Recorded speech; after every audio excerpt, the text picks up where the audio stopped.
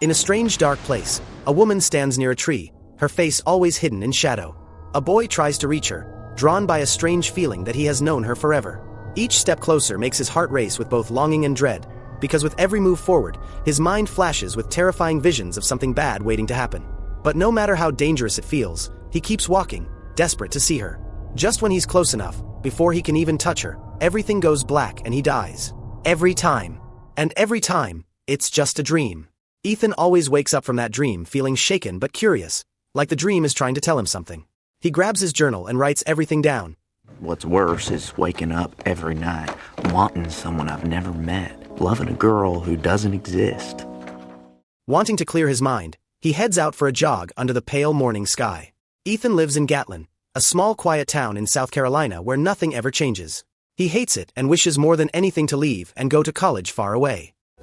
We're too far away from Charleston to have a Starbucks. How sick is that? Ethan lays down on the grass in a wide open field, just to catch his breath, when he suddenly hears someone call his name from out of nowhere. He decides to visit the Greenbrier, a haunted crumbling place once owned by a powerful witch named Genevieve Duchans during the Civil War. As he walks the overgrown path, something shiny catches his eye, and he picks up a locket half buried in the dirt.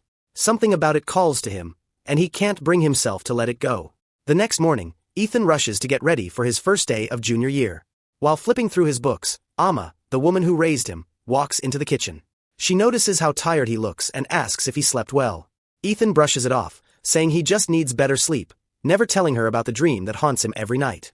Later, Ethan swings by to pick up his best friend, Link, and they drive to school together.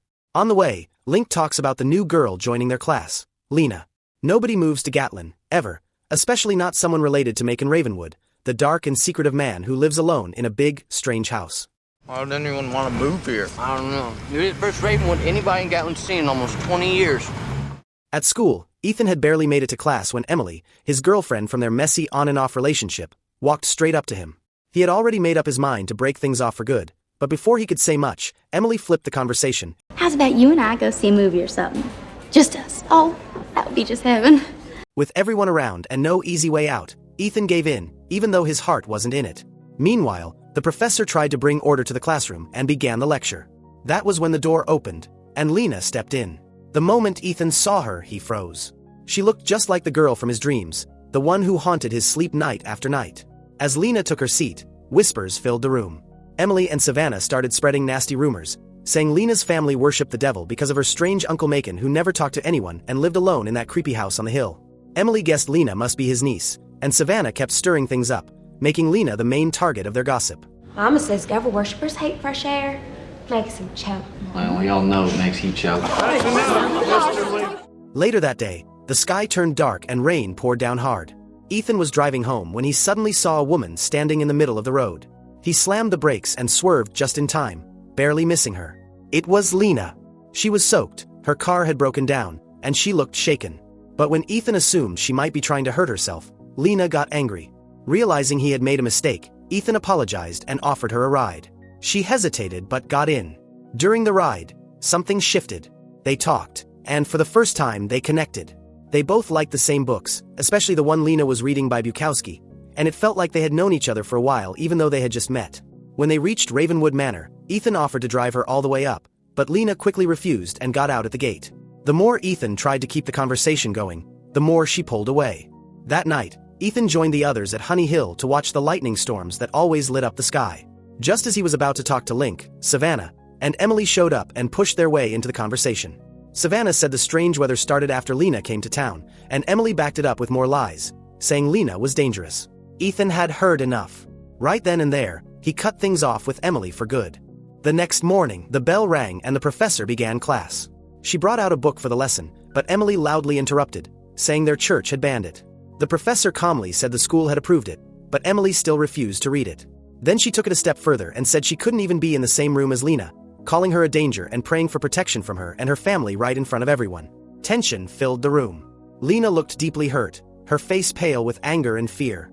Then, all at once, the glass window beside her shattered without warning, and the shards flew into the classroom, cutting several students. Everyone screamed and backed away. The rumors got worse in seconds, and whispers of witchcraft spread like wildfire.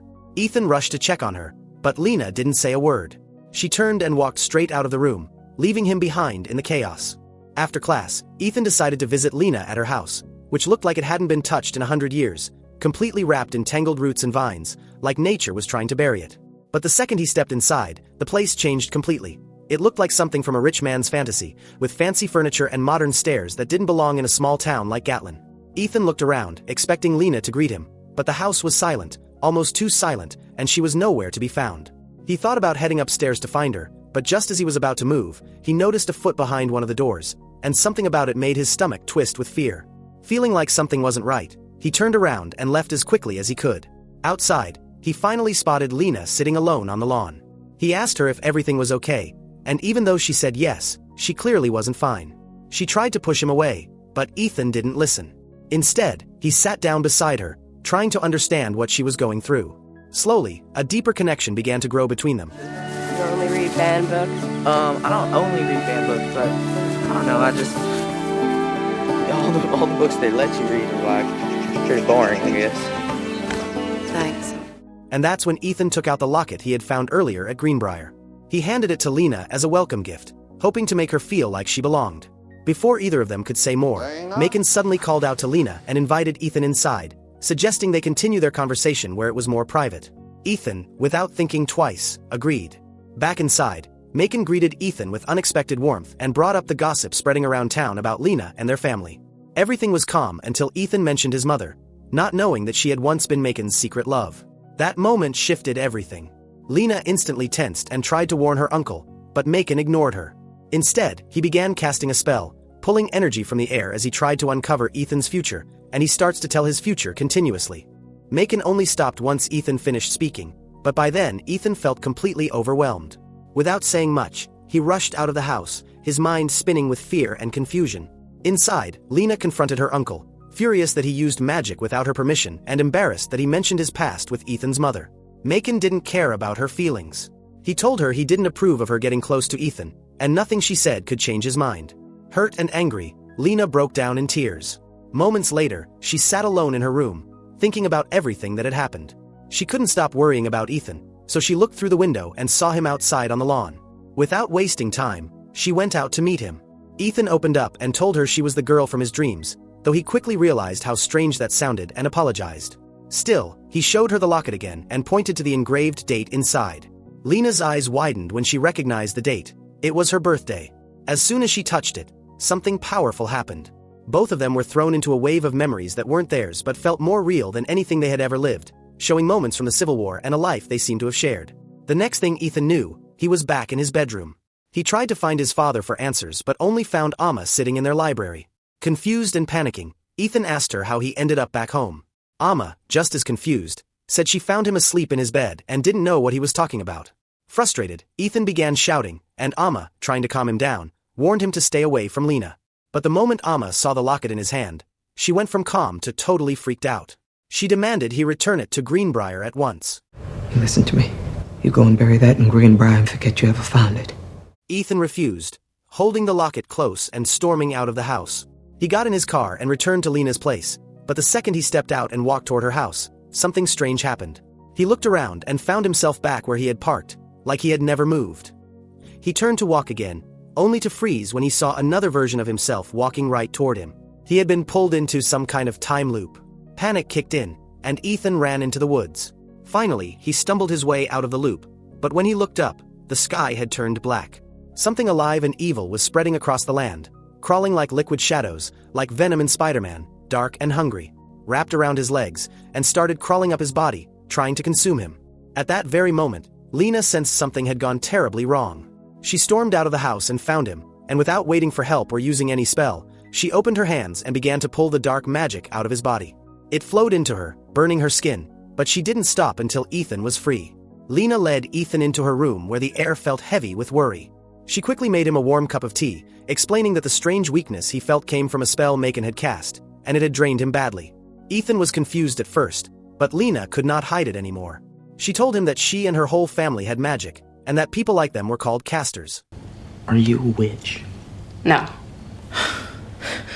We prefer the term caster. As Ethan tried to make sense of everything, the bond between them slowly grew deeper and turned into something much stronger than friendship, something they could no longer hide. Elsewhere, Macon and Amma secretly worked together to tear Ethan and Lena apart. Macon had no interest in letting their relationship grow because he believed everything was part of a much darker plan. Lena's mother, Seraphine, wanted to use Ethan to get closer to Lena, only to twist her powers and control her completely. Amma listened calmly, pretending to stay neutral, but deep down, she knew Macon might be right. Still, she wanted answers of her own. She began calling on her ancestors, speaking to them in whispers only she could hear, trying to find out where Seraphine really was. But the news they gave was grim. Seraphine had grown too powerful. No one knew how to stop her. Meanwhile, Ethan begged Lena to run away from Gatlin with him. He wanted to escape everything before it got worse. But Lena refused, saying she could not leave, not yet. She revealed that her true nature as a caster would be revealed on her 16th birthday, and on that day, her powers would either turn to light or fall into darkness. She said Macon had once walked the path of darkness but had chosen to live in the light to guide her through what was coming. Soon after, a storm of fear hit the town. At church, Link's mother began to stir trouble, telling everyone that Lena should be expelled from school because of the shattered window incident. Just when the crowd started to turn against Lena, Macon appeared. Calm and controlled, he spoke to the school leaders and the angry people, explaining that the strange things in Gatlin were just nature acting up and that everyone could check it online if they did not believe him. He told them Lena had nothing to do with it and that she would keep studying like any normal girl. Link's mother snapped back, yelling that Macon was evil and not to be trusted, but he stayed silent and walked away. Then, something terrifying happened. The sky outside turned pitch black, and shadows filled the church. Lena's mother, Seraphine, had possessed Link's mother all along. With a cold, cruel smile, she turned to Macon and said she could already see what Lena would become. She hoped her daughter would one day destroy the human world with her power, and she spoke about the ugliness of humanity as if it were something that needed to be erased. Like God, and love, and righteousness.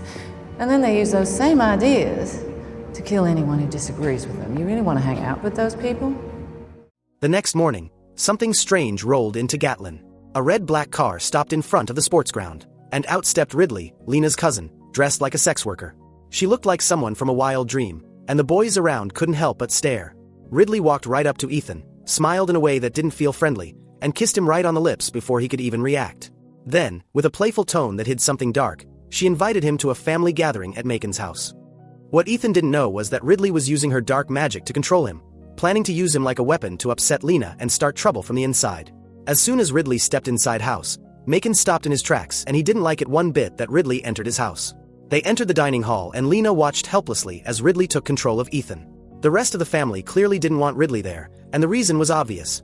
Ridley had been kicked out of the family after choosing to follow the dark path. They all sat down to eat, but it didn't feel like a meal. It felt like a trap. Ridley smirked at Lena across the table, poking at her feelings and whispering things just loud enough to spark a fire. Lena tried to stay calm, but when Ridley said something too cruel to ignore, her powers exploded. The table began spinning, plates flew through the air, and wind blasted through the room. Everyone backed away as Lena and Ridley argued like thunder crashing against itself. Just another good girl gone bad, I guess. Finally, with a fierce burst of power, Lena threw Ridley through the window, shattering the glass and the silence that followed. All of this made Ethan faint. And when he came to his senses, he found himself lying in Lena's room, still shaken from what happened. Lena sat beside him, regret in her eyes. She told him how Ridley used to be her best friend, more like a sister than a cousin. But when Ridley turned 16, she started changing. She said she could feel the darkness pulling at her, and one day, she just left. Lena had followed her, hoping to bring her back, but she watched the darkness swallow Ridley completely, and nothing could be done after that. That night, Ethan and Lena tried to find some peace by going to the movies. But even there, in the middle of a quiet theater, Lena couldn't stop thinking about everything. Her hand brushed against the locket, and without meaning to, they both fell into another vision of the past. In the theater, the love story of their ancestors began to play instead of the movie. A long time ago, Genevieve Duchans, one of Lena's ancestors, had fallen in love with a mortal soldier who was actually Ethan's ancestor. When he was wounded in war, she used a forbidden spell to bring him back. But that kind of magic comes with a price. The spell stole her soul and filled her with darkness. The love that had once been pure twisted into something deadly, and Genevieve, overcome by what she had become, ended up killing the very person she had saved. Her actions left a terrible curse behind, a curse that would be passed down to every female in the Duchans bloodline, including Lena. Ethan, scared for her, brought Lena back to his house. He called both Amma and Macon, needing answers. When Macon arrived, he looked Lena in the eyes and finally told her the whole truth. He said that no caster must ever try to reverse death, because doing so turns them dark at 16, no matter how good they once were. That was the rule Genevieve broke, and that was the curse she left behind. Macon then dropped another truth. Lena's mother, Seraphine, was still alive and had been working behind the scenes to use Ethan, just like she once used Ridley. Her plan was to push Lena into becoming dark and use her powers to destroy all humans, leaving only the casters behind. Macon begged Lena not to repeat her ancestors' mistake. He told her to stay away from Ethan, because loving a mortal only led to tragedy and ruin. Later that evening, something felt wrong near Ethan's house. Outside his door stood Seraphine, pretending to be friendly, asking him to come to a party the local kids were throwing. She tried to sound casual, but when she started talking badly about Lena, it made Ethan uneasy. He didn't open the door. He could feel something dark behind her words, and he refused to let her in. That was when Seraphine dropped the act. Her face twisted into her true form, no longer hiding the darkness she carried. She reached out toward the house but stopped. A strange shimmer in the air made her realize something powerful was blocking her. Lena had placed a spell around the house to protect Ethan, and it worked. But Seraphine didn't seem afraid. She stared at Ethan through the glass and warned him that nothing could save him from what was coming. Her voice was calm, but her words were terrifying. Heart racing, Ethan ran through the dark streets straight to Lena's house. When he reached her door, he found that Macon had placed a magical barrier to keep him away. He yelled for Lena, but the magic wouldn't let him through. That only made him angrier. He focused all his energy and somehow broke through the spell, bursting into the room.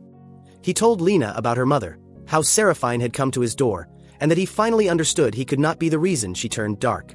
Macon watched in shock, realizing his own power could no longer control Ethan. For the first time, Macon allowed Ethan to stay with Lena, understanding the boy's will was stronger than any spell.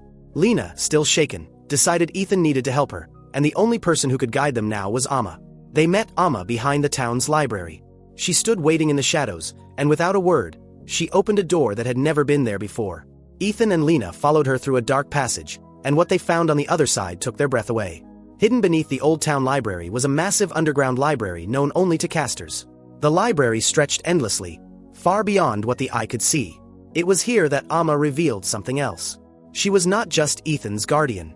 She was a seer, someone who could speak to spirits and see beyond the world of humans. She led Lena down a narrow hall, past ancient scrolls and books that whispered in unknown languages, until they stood before a heavy stone door. Behind it was something forbidden, the Book of Moons. Lena didn't hesitate. She stepped inside, and the book seemed to call to her. She sat with it for hours, then days, digging through its pages for the truth about the darkness that once consumed her ancestor, Genevieve de Chans. One night, the book revealed what she had been searching for. There was a way to break the curse. Her eyes widened as the truth hit her.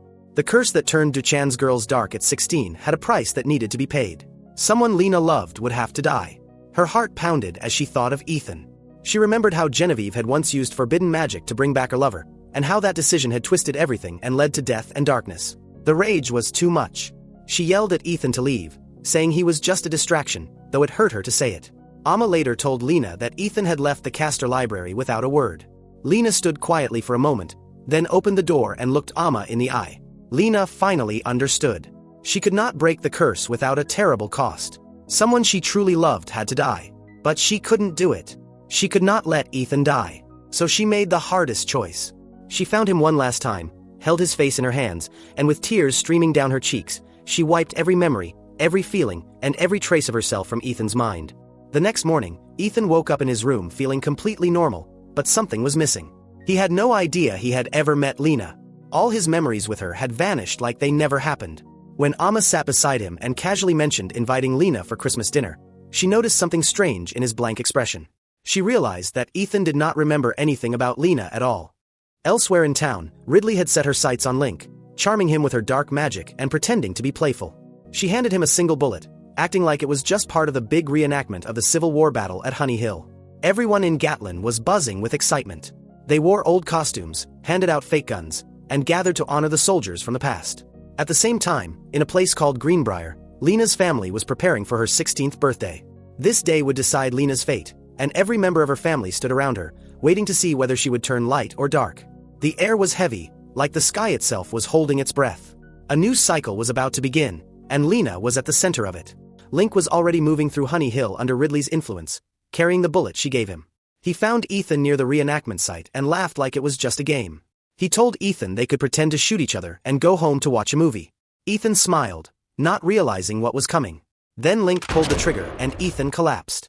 Link's eyes cleared, and he snapped out of the trance, horrified by what he had just done. He dropped the gun and dropped to his knees, unable to understand how it had happened. The curse placed by Genevieve long ago shattered the moment Ethan's body hit the ground. That spell had needed someone Lena loved to die, and now it was done. Lena felt something twist inside her. The bond between her and Ethan had been snapped. She gasped as the pain hit her like a wave. She ran across the fields, through the trees, until she reached Ethan's body. She dropped beside him and held him tight, tears falling onto his face. As Ridley and Lena's mother closed in, they told her it was time to accept the darkness, to let it take over. But Lena screamed. Her powers exploded. A tornado rose from the earth and spun across the reenactment grounds, scattering the crowd and darkening the sky. But then something strange happened. As Lena held Ethan's lifeless body, the image began to change. It was not Ethan. It had never been Ethan. It was Macon, her uncle. He had taken Ethan's place to protect the boy. Macon, barely alive, looked into Lena's eyes and told her he had kept his promise to Ethan's mother. He had saved her son. Lena knelt beside him as his soul faded, and something inside her changed. She stood up and looked at the sky. The moon above had been waiting to choose her path. But Lena made the choice herself. She raised her hands and forced the moon out of the sky, removing it from the sky so it could no longer claim her soul for the dark. She had chosen her own path. She was neither light nor dark.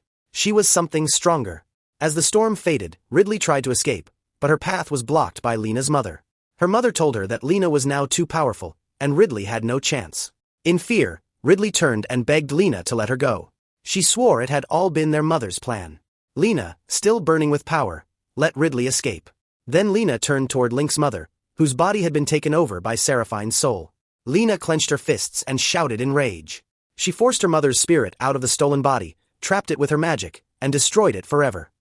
Then Macon from the ceremony came, who was actually her cousin who had shapeshifted, checking if she's all right. 6 months passed.